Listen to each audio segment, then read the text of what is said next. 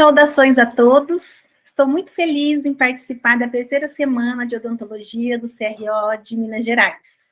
Eu agradeço muito o convite que eu recebi deste CRO, que foi me feito através da minha colega e muito amiga, a doutora Maria de Lourdes Rabelo. O tema que me coube foi bruxismo do sono, e nós vamos abordar esses tópicos aqui que estão na tela, contendo o estado da arte atual aí, para a gente abordar e manejar esse tema que é tão importante. Nós vamos começar, então, com diagnóstico, definição e consequências. Nas últimas décadas, né, esse tema, ele teve muitas modificações e alterações em relação ao diagnóstico, tratamento, classificação e condutas. Então, a modificação que teve um impacto maior foi essa feita em 2013, que logo em seguida foi adotada pela Classificação Internacional dos Distúrbios do Sono, publicada em 2014, onde o bruxismo foi considerado, então, alocado num distúrbio de movimento. E mais recentemente, a definição, classificação do bruxismo sofreu mais algumas alterações, e no consenso, o último consenso publicado, nós tivemos, então, uma modificação desse conceito e do definição desse bruxismo. Então, o bruxismo, ele tem duas manifestações circadianas distintas, sendo o bruxismo do sono, que acontece enquanto dormimos, que é uma atividade da musculatura mastigatória rítmica, caracterizada por ranger ou bater os dentes, ou, quando ela não é rítmica, ela pode ser caracterizada como tônica ou o apertar dos dentes. Já o bruxismo da vigília, que vai acontecer no período em que nós estamos acordados, também é uma atividade da musculatura mastigatória rítmica durante a vigília, e ela é caracterizada pelo contato dentário, repetitivo ou sustentado, né? E então, pode ter também os movimentos aí de bracing ou thrusting. O bracing é quando nós mantemos a musculatura contraída, sem ou com contatos dentários. E o thrusting é quando eu tenho movimentos, né, mandibulares para frente ou para o lado, também com ou sem contatos dentários. E a sigla para a gente identificar nos trabalhos, né, para a gente ficar mais fácil da gente se comunicar, é o RMMA, que é atividade rítmica da musculatura mastigatória. Então, nesse último consenso, existe ainda uma grande discussão se esse bruxismo do sono, ele é um comportamento ou é um distúrbio. A academia, a classificação internacional ainda considera ele como um distúrbio de movimento, e já os trabalhos mais recentes consideram o bruxismo do sono como um comportamento. Além disso, ainda tivemos a publicação de um editorial onde eles sugerem que o bruxismo pode ser normobruxismo, quando ele não causa danos, ou ele pode ser um patobruxismo, um bruxismo patológico, quando ele está associado a danos bucais ou quando ele decorre ou está associado a alguma comorbidade.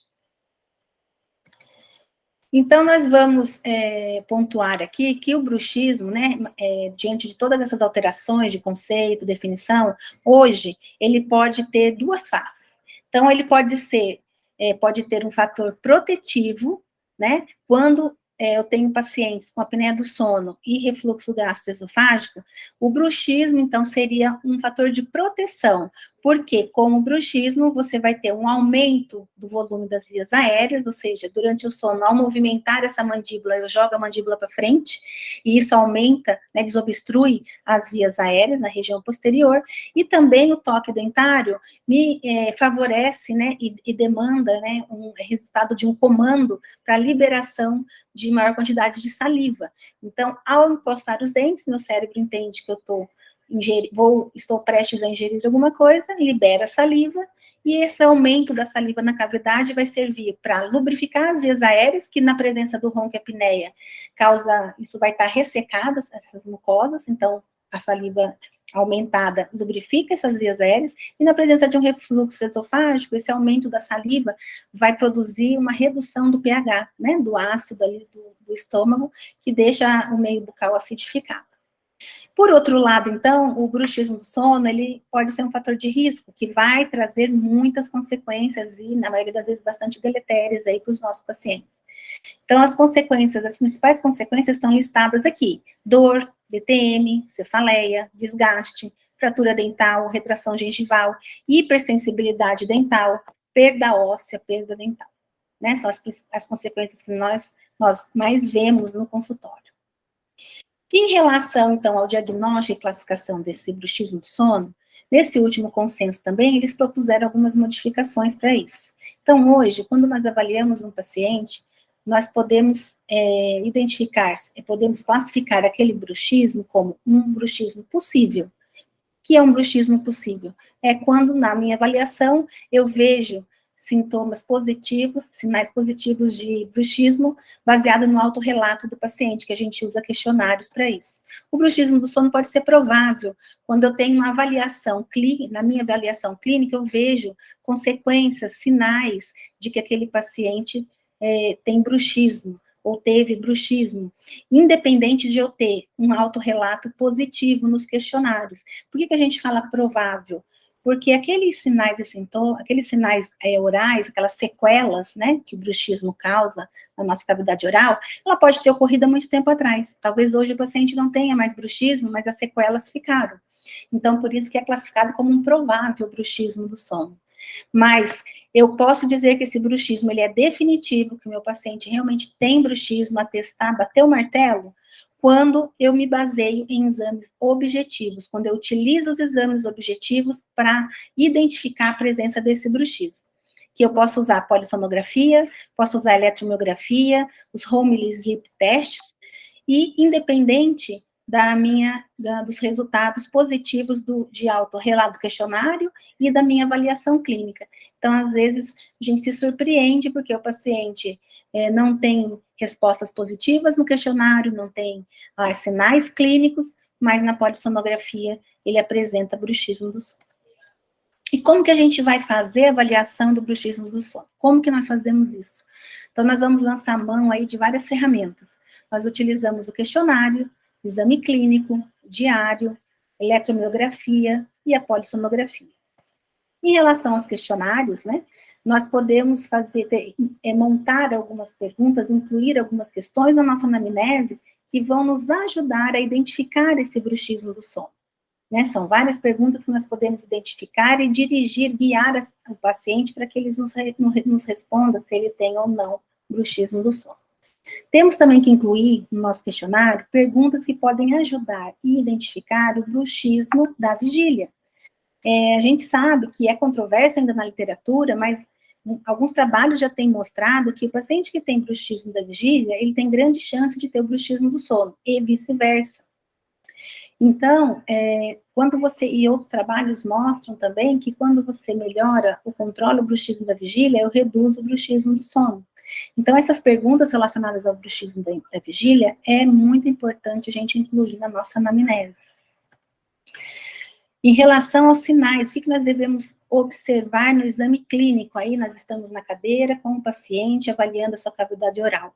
Então, nós vamos avaliar, identificar se ele tem algumas desses sinais, né? Os dentes gastos, que é o que a gente mais observa na clínica, se ele tem restaurações brilhantes, né, que indica atrito, que possa estar tendo algum bruxismo, a retração gengival, dentes ou restaurações quebrados ou até trincados, presença de toros mandibular e maxilar, a língua edentada, a borda da língua, né, com aquelas marcas, né, como se fosse um carimbo do dente, e também pode acontecer da linha alba ao longo do plano de mordida também está bem marcado, isso pode ser um sinal de bruxismo, a hipertrofia de masseter, limitação de abertura, e pode ou não estar acompanhado de dor ou desconforto na palpação dos músculos mastigatórios. Então, todos esses questionários, depois vocês vão poder ver com calma, quando vocês forem reassistir essa aula, vocês vão ter oportunidade e tempo para anotar todas essas questões.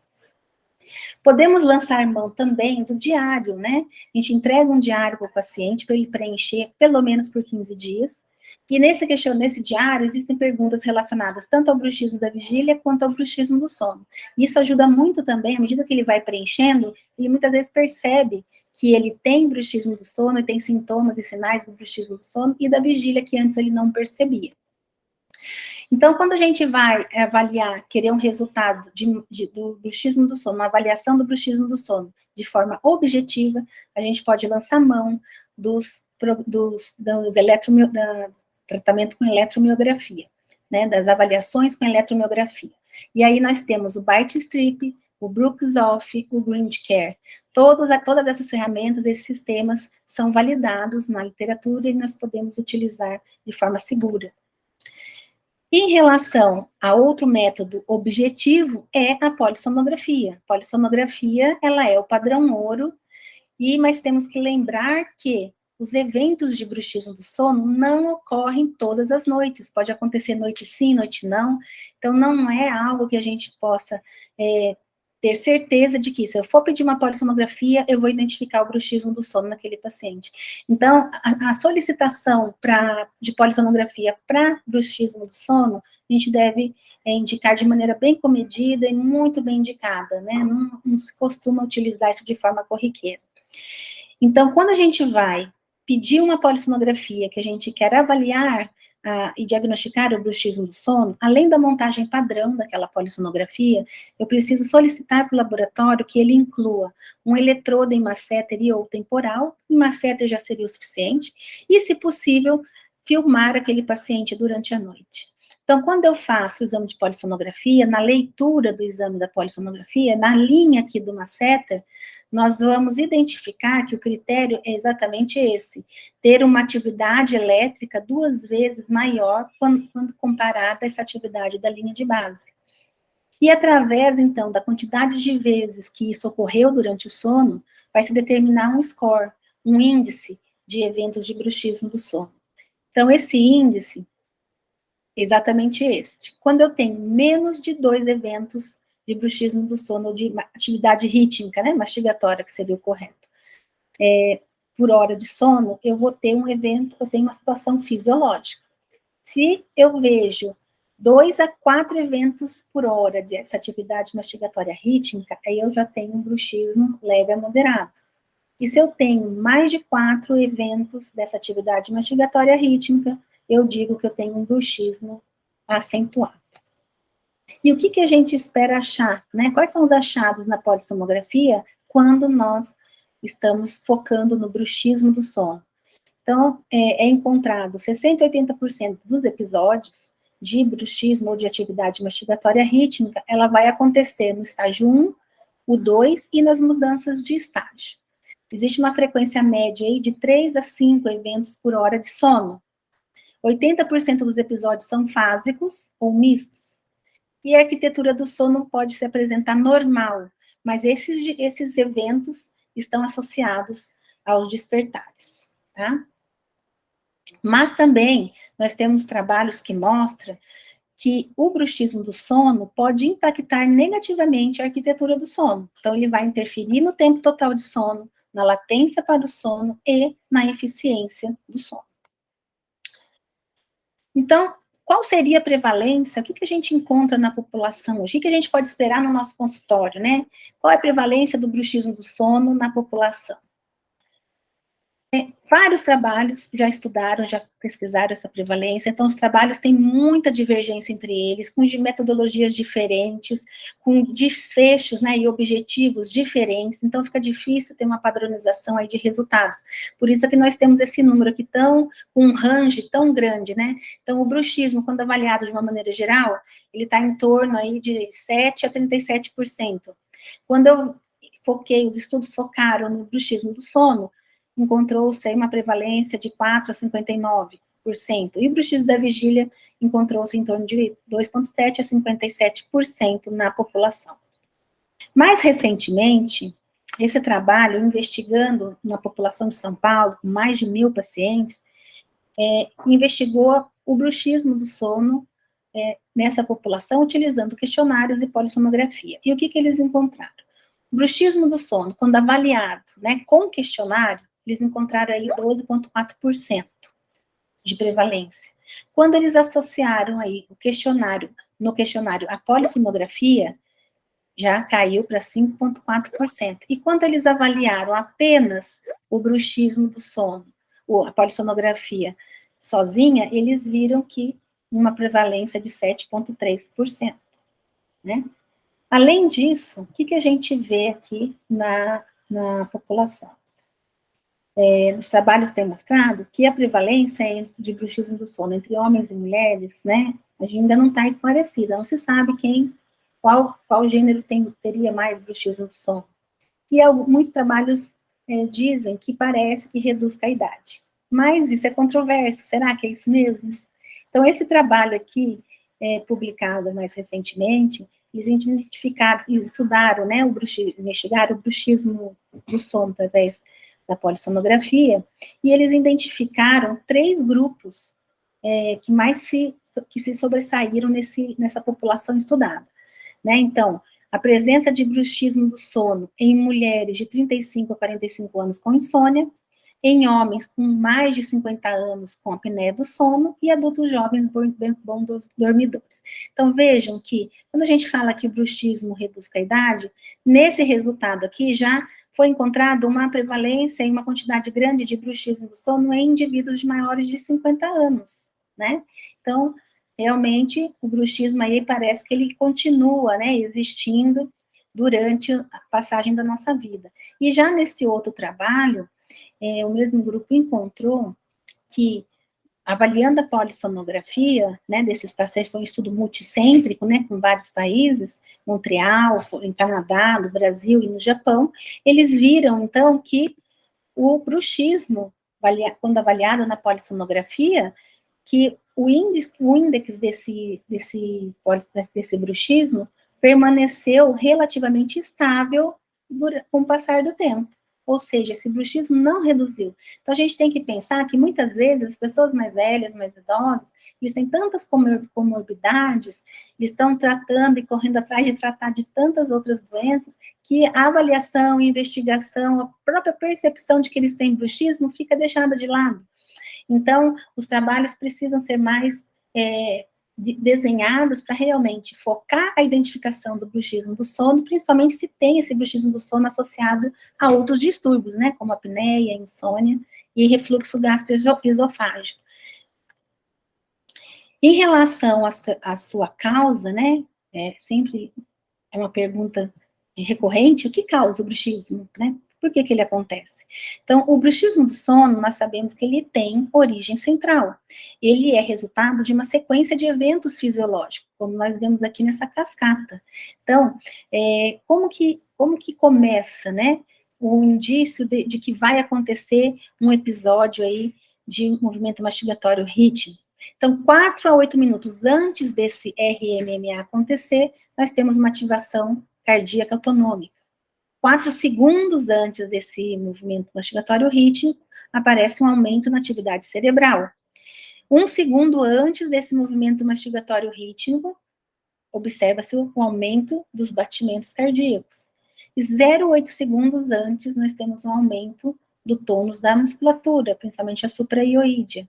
E depois disso, é que começa o início, então, da atividade mastigatória rítmica, e dependendo da sua quantidade, nós temos aí identificado o bruxismo do sono. Outro conceito importante em relação à causa, à etiologia, é o bruxismo da vigília, né? Nós sabemos que a sua principal causa, a maior causa é biopsicossocial, né? Então, o bruxismo da vigília está muito associado com o estresse, depressão, ansiedade, forma, temperamento, comportamento, pessoas competitivas, pessoas muito autorresponsáveis, que se cobram demais. Então, o bruxismo da vigília, ele tem etiologia diferente do bruxismo do sono e também vai demandar tratamentos diferentes do bruxismo do sono. Nós temos que sempre ter em mente que existem fatores associados aí, né, ao bruxismo. Então, nós temos aí a ansiedade, o estresse, a depressão, a personalidade, o cigarro, o consumo de cigarro, de álcool, de drogas ilícitas, da genética, alergias respiratórias, aumento de tonsilas ou adenoides, apneia do sono, refluxo gastroesofágico, injúrias traumáticas, doenças neurológicas e medicações.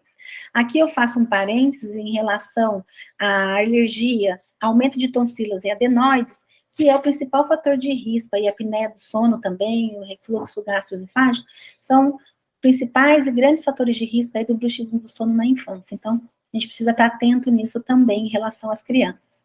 E em relação à medicação, quando nós recebemos nossos pacientes, a gente precisa ter uma anamnese bem completa e investigar, perguntar se esse paciente usa ou não alguns medicamentos, porque existem alguns medicamentos que vão piorar o bruxismo do sono, tá? Então, esses medicamentos são muito comuns, muitos pacientes usam, e às vezes a gente passa despercebido e acaba não perguntando, né? E isso vai impactar de maneira negativa aí nos tratamentos que a gente possa vir a propor, né? O paciente tem que estar ciente que se ele tiver que usar e usa alguns medicamentos, o nosso tratamento pode ter aí alguma limitação de resultado. Então, nós temos o inibidor seletivo, né, de recaptação da serotonina, que são a fluoxetina, a sertralina, a paroxetina, todos esses inas que nós sabemos que os pacientes consomem muito. Nós temos também os inibidores de recaptação da norepinefrina, inibidores da recaptação de serotonina e norepinefrina, muitos usam, né, duloxetina e venlafaxina. Os opioides, as feniletilaminas e os antihistamínicos, né, que são usados para asma, também costumam piorar o bruxismo do sono. Em relação aos tratamentos, o que nós temos hoje em relação ao manejo do bruxismo do sono? Qual é o estado da arte hoje? Então, esse é um tópico bastante importante, porque nós precisamos estar atentos, porque mudou-se as nossas formas de avaliação, mudou-se a forma de considerar o bruxismo do sono dentro de um contexto sistêmico que o paciente possa apresentar, e isso impactou na forma de tratar o bruxismo do sono, né? Então, não podemos esquecer que o bruxismo do sono, por ser de origem multifatorial, ele tem um tratamento multiprofissional. Nós precisamos ter parceiros, né, da área da saúde, manejando esse paciente quando necessário. Infelizmente, não tem cura, mas tem controle. Nós temos 3 formas de abordar, né, esse tratamento: comportamental, a forma odontológica e o farmacológico. Então, esses 3 tipos de tratamento nós precisamos conhecer e incluir aí no nosso arsenal para poder tratar da melhor maneira o nosso paciente. Em relação ao tratamento comportamental, nós podemos oferecer para esse paciente controle dos hábitos parafuncionais noturnos. Como eu já disse lá atrás, é importante a gente também identificar o bruxismo da vigília e, de forma bastante interessante, rápida e fácil para o nosso paciente, fazer com que ele consiga controlar esse bruxismo da vigília. Nós podemos lançar mão dos aplicativos, que os mais utilizados hoje é o Desencoste e o Brookzap, mas também podemos lançar mão de post-its ou lembretes, né, que o paciente pode distribuir pela casa, distribuir em vários pontos do seu trabalho, do seu escritório, para que ele seja lembrado toda vez que olhar daquela velha frase: não encoste seus dentes, né? Também temos o tratamento de biofeedback, né? Existem vários sistemas no mercado, aqui eu trouxe 2 exemplos: sistema LIVA, que consiste do uso de uma mini placa nos dentes posteriores, em um dos quadrantes, e essa mini placa ele vai usar durante o período que ele estiver acordado, e toda vez que ele fizer um movimento de bruxismo da vigília, tocar os dentes, ele se auto-percebe em tempo real que ele está fazendo aquele comportamento, e ele se autocorrige, né? Então, ele é bastante eficaz. E o Grind Care também pode ser, além de ser utilizado para o diagnóstico, ele pode ser usado também como uma forma de tratamento para favorecer o paciente a se auto-perceber todas as vezes que ele aperta os dentes ou encosta os dentes. Além disso, nós temos outros tratamentos que a gente pode propor para os nossos pacientes: relaxamento, hipnose, higiene do sono, terapia posicional, principalmente quando esse paciente está associado com refluxo gastroesofágico, a apneia do sono, é importante, né, sempre dormir de lado, exercícios, a terapia física, o relaxamento, respiração, abordagem psicológica. Contudo, nós sabemos que todas essas orientações, esses tratamentos comportamentais ainda têm uma fraca evidência na literatura. Mas, por outro lado, os pacientes relatam uma melhora subjetiva muito grande, traz conforto, traz acolhimento. Então, a gente não pode deixar de oferecer essa opção. Em relação ao tratamento odontológico, nós temos também algumas opções, né, que nós podemos oferecer para o paciente: o uso da placa oclusal, o aparelho intraoral, né, de avanço mandibular, que é o que nós usamos para tratar ronco e apneia do sono, e tratamentos relacionados com oclusão. E aí vai entrar ajuste oclusal, tratamento ortodôntico, reabilitação oral. Então, aqui a gente tem que lembrar que, em relação a esse tópico, nós sabemos que a literatura já não endossa mais há muito tempo a a realização de qualquer procedimento irreversível ou relacionado à oclusão, posicionamento, morfologia dos dentes, com o bruxismo do sono. Então, hoje nós sabemos que não tem relação. Portanto, nós temos que estar atentos para não deixar levar por esse tipo de opção quando nós estamos tratando, enfrentando um paciente de bruxismo do sono. Então, em relação à placa oclusal, nós sabemos que temos opções. Podemos usar uma placa oclusal rígida ou macia. O que nós temos a respeito disso? Já há muitos anos atrás, lá em 87, já foi demonstrado que a placa rígida, esse estudo foi feito com 10 pacientes, eles viram que a placa rígida reduziu a atividade muscular em 8 dos 10 participantes, enquanto que a placa soft, ela reduziu apenas em 1 participante e aumentou em 5 desses 10 pacientes. E tem outros trabalhos que mostram também, não dá tempo de trazer todos aqui para vocês, mas muitos trabalhos mostram que o uso de placas macias aumentam, estimulam o bruxismo do sono, atividade masturbatória rítmica. E recentemente, comprovando, mantendo esses resultados, né, encontrados ao longo do tempo, eles fizeram esse estudo comparando 3 placas, a rígida, a semi-rígida e a soft, e eles viram que as 3 opções mostraram alguma redução do bruxismo do sono, com redução significativa do bruxismo do sono quando usou a placa rígida. Então, é recomendado que a gente use, nos nossos pacientes, a placa rígida, sempre usar a placa rígida. Evitem a placa macia. Temos que lembrar que a placa oclusal, ela é usada para proteção, né, das estruturas dentais, do dente, né, e das estruturas adjacentes. Então, o que acontece quando a gente usa uma placa oclusal?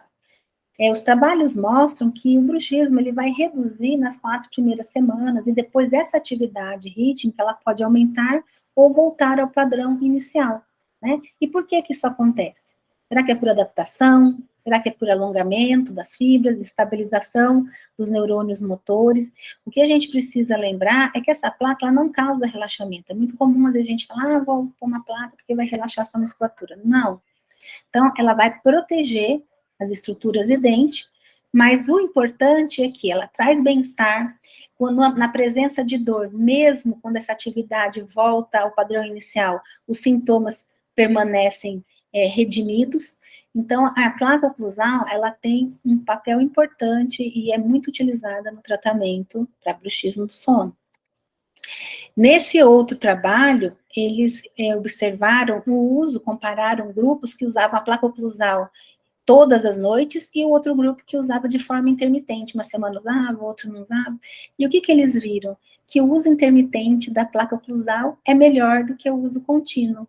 Então, vamos recomendar e avaliar cada caso e poder determinar a melhor forma de uso dessas placas para os nossos pacientes. Fazendo um parênteses aqui em relação ao bruxismo do sono na infância e o uso da placa, a placa oclusal também pode ser utilizada na infância, em crianças, tá? E a gente sempre vai ter aquela pergunta, né? Todo mundo faz, mas eu vou usar a placa na criança, ela está em crescimento, será que vai travar esse crescimento? Então, o que nós temos aqui para nos mostrar em relação à genética, o que acontece ao longo do tempo com o crescimento e desenvolvimento dessas crianças?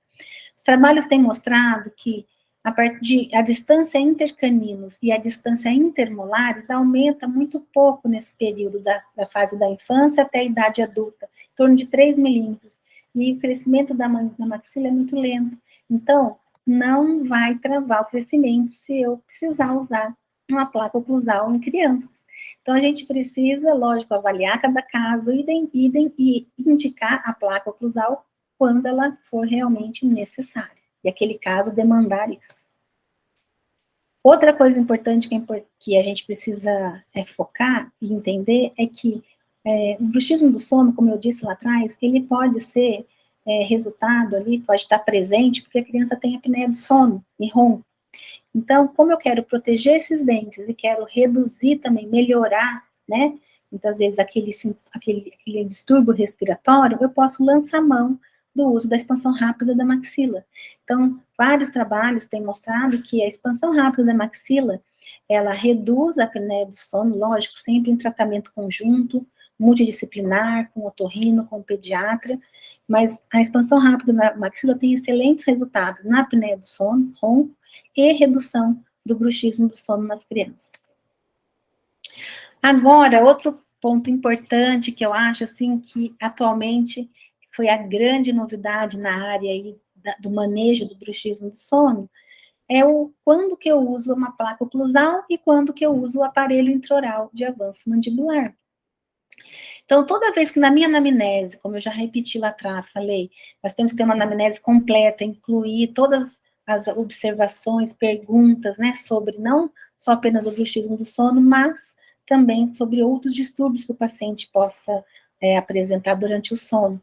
Então, na suspeita de ronco, apneia do sono e resistência síndrome da resistência das vias aéreas superiores, e nós vamos encaminhar esse paciente para uma avaliação médica, vamos pedir um exame objetivo, e aí sim, se nós identificarmos que além daquele bruxismo do sono, que eu identifiquei no meu exame clínico provável ou possível, eu tiver um bruxismo do sono associado com a apneia do sono, aí eu vou preferir tratar com aparelho intraoral. Tá? Existem vários aparelhos adequados que a gente pode lançar mão nesse tratamento.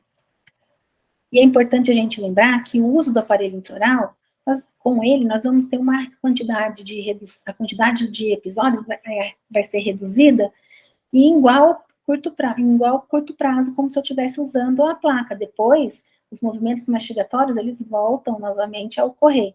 Contudo, se eu reduzo a apneia do sono, eu tenho grandes chances de reduzir esse bruxismo do sono, uma vez que o bruxismo do sono, nesse caso, ele pode ser um fator protetor e está ali como secundário à apneia do sono. E lembrar sempre que o uso do aparelho intraoral também, na presença de um bruxismo do sono, além de eu estar protegendo, tratando a apneia do sono, eu também vou estar protegendo essas estruturas. E quando eu tiver, né, o uso, paciente com bruxismo do sono, que ele não quer usar um aparelho intraoral, né, por algum motivo, eu posso lançar mão do uso de uma placa oclusal com uma placa oclusal inferior, para que eu tenha menos prejuízo, menos piora, risco de piora daquela apneia do sono. Da mesma forma, quando eu tenho um paciente com apneia do sono, que é indicado o uso de um CPAP, e ele tem bruxismo do sono, eu posso associar também essa placa oclusal junto com o uso de um CPAP. O que nós temos na literatura? Por que eu estou falando e demonstrando isso para vocês, né? Aqui tem alguns trabalhos, mas existem outros trabalhos que mostraram que quando você tem um paciente com bruxismo do sono e você usa uma placa superior para esse bruxismo, você piora o índice de apneia e hipopneia desse paciente, tá? Nesse trabalho aqui, eles verificaram que o uso da placa oclusal em pacientes apneicos apresentou um risco de agravamento da apneia do sono. Já nesse outro trabalho, eles usaram uma placa superior em pacientes apneicos e eles observaram que 50% do IH aumentou usando essa placa superior, né? Em 5 dos 10 pacientes avaliados. E a porcentagem do tempo de sono, né, associado ao ronco, ou seja, a quantidade do ronco, aumentou em 40%, porque eles estavam usando a placa superior. Então, eles concluíram que o uso da placa oclusal superior pode sim agravar, reforçando ainda esse trabalho anterior, que pode sim agravar a apneia obstrutiva do sono.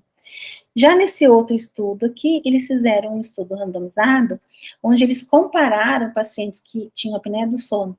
Um grupo usou o aparelho intraoral e o outro grupo usou a placa inferior, e fizeram a polissonografia. E o que eles acharam? Encontraram de resultados? Que quando utilizaram a placa inferior, o índice de apneia e hipopneia do sono não piorou. Ou seja, nas condições, quando eu tenho um paciente que não quer tratar o ronco, ou na presença de um ronco leve, não quer usar um aparelho intraoral, nós podemos recomendar, é mais adequado recomendar o uso de uma placa para bruxismo inferior, porque eu sei, fico mais tranquila de que esse paciente não vai ter a piora daquele quadro de ronco e até aparecer, com o tempo, pode aparecer uma apneia obstrutiva do sono. Indo agora para a abordagem farmacológica, né, as opções de tratamento farmacológico, o que nós temos na literatura? Então, existem fármacos, medicações, que têm um efeito bom sobre o bruxismo do sono, outros, que são esses que estão listados aqui, então a buspirona, os antihistamínicos, a gabapentina, o omeprazol, no caso, quando o paciente tem um refluxo, né, gastroesofágico, né, se na presença de uma confirmação de bruxismo de sono, mais o refluxo gastroesofágico, os trabalhos mostram que quando se usou o medicamento para o refluxo, o bruxismo reduziu. E a toxina botulínica, que é muito usada também, mas nós temos que lembrar que tem bons resultados, né, principalmente quando pacientes têm sintomas. Então, a gente tem que lembrar que ele reduz a intensidade, mas não a quantidade da geração de eventos. E ainda temos o risco aí apresentado nos trabalhos de osteopenia e alteração da cabeça da mandíbula. A gente tem que lembrar que o bruxismo do sono é de origem central. Então, lógico que a toxina botulínica, ela tem uma ação local. Ela vai melhorar, vai reduzir um pouco a intensidade, mas os eventos vão continuar ocorrendo, né? Então, esses medicamentos, eles são medicamentos que melhoram, realmente têm bons resultados, bom efeito para aquele paciente que tem bruxismo do sono. Existem medicamentos que têm publicações mostrando que eles têm um efeito moderado sobre o bruxismo do sono, que são o clonazepam, né, os benzodiazepínicos, relaxantes musculares, os agonistas dopaminérgicos, a clonidina, o quetiapina, e relaxante, e aqui já tinha repetido, relaxantes musculares. Mas também existem medicamentos que têm um efeito aí questionável, né, trabalhos não tiveram resultado aí que gostariam, né, um resultado favorável para o tratamento do bruxismo do sono, que é a mitriptilina, o propanolol e a trazodone. Em relação ao bruxismo do sono, associado a outras comorbidades, o que nós temos, então, hoje na literatura? Então, gente, todas as vezes que eu receber um paciente, depois de tudo isso que a gente já viu até agora, todas as vezes que eu receber um paciente no consultório com bruxismo do sono, ou identificar o bruxismo do sono, ou ele já vem pedindo para tratar, porque já está vendo as consequências na boca dele do bruxismo do sono, eu tenho que acender uma sirene na minha cabeça, né? Então, a gente tem que lembrar que a gente fica tentado, se eu olho essa imagem aqui, ó, a gente fica tentado a fazer vários tratamentos nesse paciente. Mas antes da gente tomar qualquer ação em direção à escolha de um tratamento, nós temos que saber, investigar se esse paciente tem apneia obstrutiva do sono, insônia ou refluxo gastroesofágico associado a esse bruxismo do sono, né? Então, é necessário e mandatório que a gente inclua questões na nossa anamnese para fazer o screening dessas comorbidades aqui que eu citei, né? Isso é importantíssimo. Esse estudo que eu trago, o trabalho que eu trago para vocês, é uma publicação recente, isso mostra a importância da gente estar atento para avaliar esse paciente de maneira sistêmica, de maneira integral, antes de tratar, de tomar qualquer atitude em relação à escolha do seu tratamento, tá? Então, essa revisão sistemática, ela mostrou que 53% de pacientes com bruxismo do sono tinha apneia do sono. Olha, isso é uma prevalência muito alta. Então, a gente vê um paciente, né, que você chega reclamando, ai, doutora, tô demais, sabia que não consigo dormir, tô arranjando demais, e a gente já, de cara, de repente, indica uma placa, se eu nem sei se esse paciente tem apneia do sono, eu posso piorar muito o quadro dele. Então, vamos ficar alertas, ó, 53% pacientes com bruxismo têm apneia do sono. 17%, em torno de 17%, tem insônia, e 73% tem associação com refluxo gastroesofágico. Então, esse trabalho conclui, é o que eu tenho falado aqui, vou repetir de novo, que existe uma alta associação do bruxismo do sono com esses distúrbios, por isso que demanda da gente, dentistas, um screening maior, mais detalhado, mais acurado para o bruxismo de sono nesses pacientes, tá? Que apresentam o tratamento para esses distúrbios mencionados. Então, vimos pacientes de bruxismo do sono, recebemos pacientes de bruxismo do sono no consultório, vamos ficar alertas se ele tem apneia, se ele tem insônia, se ele tem refluxo. Eu recebo um paciente com apneia do sono, já tenho que pensar, esse paciente, será que ele tem bruxismo do sono? Eu tenho na minha anamnese pacientes que relatam insônia. Será que esse paciente tem também bruxismo do sono ou apneia do sono? Então, todas essas comorbidades estão interrelacionadas, e nós precisamos estar atento a isso, que é o estado da arte atual no manejo e avaliação desses pacientes. Tá? Esse trabalho traz um fluxograma bem bacana para reforçar isso que eu estou falando com vocês. Então, quando a gente tem que lembrar, então, que o bruxismo do sono, ele é secundário, a apneia, a insônia, a movimento de pernas e a refluxo gastroesofágico. Então, quando na nossa avaliação nós já vimos que aquele paciente é positivo, ele tem respostas positivas para a nossa avaliação de bruxismo do sono, mas também pode ter avaliações positivas para distúrbios do sono, eu vou solicitar um exame objetivo e a partir dali eu vou avaliar. Esse paciente, ele tem, além do bruxismo do sono, ele apresentou no exame objetivo algum outro distúrbio respiratório do sono, ronco, apneia? Se ele apresentou, nós vamos encaminhar para o médico, fazer um tratamento multidisciplinar e, em vez de usar uma placa oclusal, nós vamos optar para que esse paciente seja tratado com um aparelho de avanço mandibular. Ou, se esse paciente tiver indicação de CPAP, ele pode usar um CPAP e também podemos associar a placa oclusal para esse paciente, tá? E, junto com isso, lógico, o tratamento é multiprofissional e demanda várias terapias combinadas, talvez ele precise de alguma medicação. Já na ausência de distúrbios respiratórios do sono, ou seja, esse paciente não tem apneia, não tem ronco, a minha conduta é a conduta odontológica, né? A conduta padrão que nós temos no consultório. Nós vamos orientar o comportamental, nós vamos usar uma placa oclusal e podemos lançar mão de medicação, né, da farmacologia.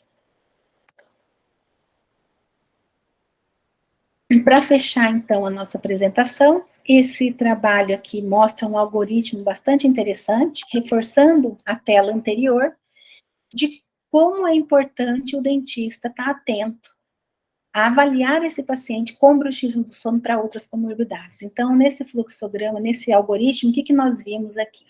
O paciente tem sinais e sintomas de bruxismo do sono. Você já avaliou e já constatou, né? Através de todos esses métodos que nós conversamos.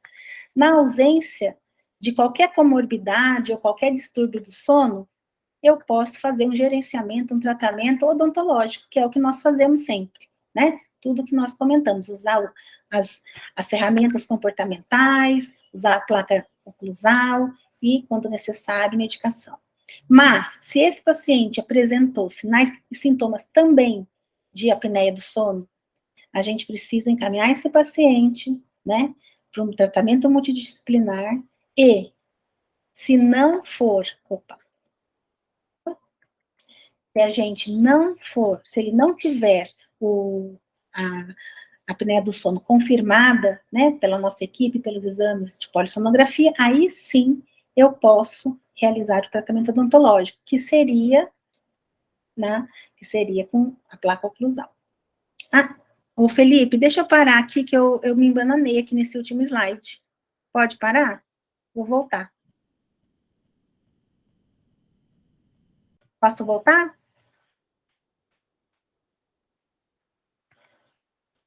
Bom, essa última tela aqui, ela nos mostra um algoritmo bastante interessante em relação à avaliação do bruxismo do sono e quais seriam as nossas opções de tratamento e qual a nossa postura em frente a isso.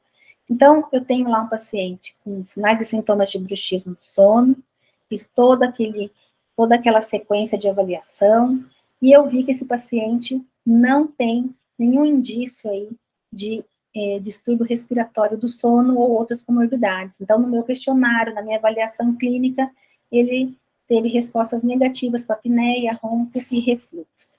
Nesse caso, eu posso ficar tranquilo e vou aplicar, então, o tratamento padrão, manejo comum que nós fazemos para bruxismo do sono, que vai constar de tratamentos comportamentais, a placa oclusal e o uso de farmacologia quando necessário. Mas, se na minha investigação clínica, na minha anamnese, eu identifiquei que ele pode ter, né, a presença de apneia obstrutiva do sono, eu vou encaminhar para uma equipe multidisciplinar para que esse diagnóstico possa ser ou não confirmado, certo?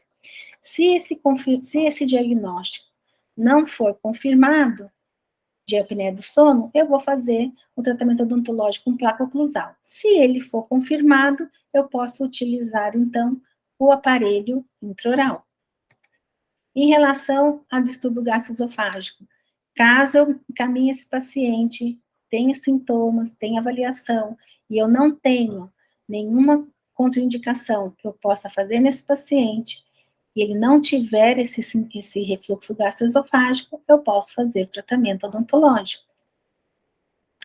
E a mesma coisa para insônia, sempre avaliando o paciente de maneira multidisciplinar, quando eu tenho uma avaliação, no meu screening, uma suspeita de algum dessas comorbidades. Então, o que eu gostaria de que vocês levassem para casa, né? A gente tem que lembrar, então, que o bruxismo do sono, ele deve ser avaliado de uma maneira não só da parte odontológica, não só focando já no uso de um tratamento específico ou pré-determinado como a placa oclusal, mas a gente precisa entender que o bruxismo do sono ele pode estar associado a outras comorbidades, distúrbios respiratórios como a apneia do sono, ronco, insônia e refluxo gastroesofágico podem e devem, né, ser considerados quando eu vou avaliar esse paciente. E a gente tem que lembrar que nossa abordagem... Ai, Felipe, perdi de novo aqui. Vou começar de novo. Vai lá.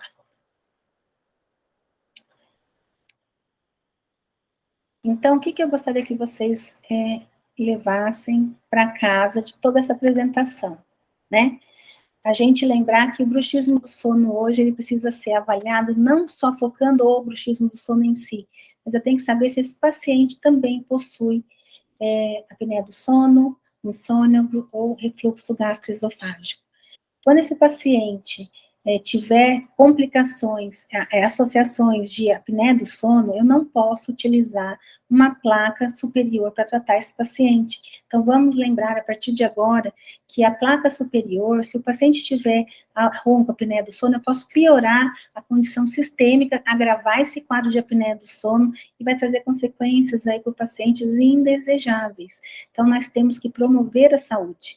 Então, a gente tem que, a partir de agora, estar atento para, durante o paciente, investigação do paciente com bruxismo do sono, ou quando o paciente chegar para mim já com bruxismo do sono, antes de eu pensar em colocar uma placa nesse paciente superior, eu preciso avaliar se ele tem ou não essas doenças associadas.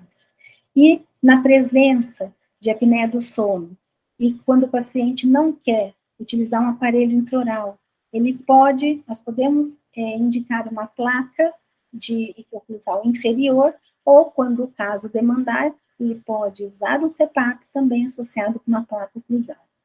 Então, tudo isso, a gente tendo em mente, a gente vai promover uma saúde de forma integral e mais assertiva para os nossos pacientes. Eu espero ter contribuído com vocês, agradeço muito o seu tempo, a sua colaboração e me coloco à disposição para qualquer dúvida, pode me mandar no e-mail ou no Instagram, que eu respondo para vocês. Muito obrigada.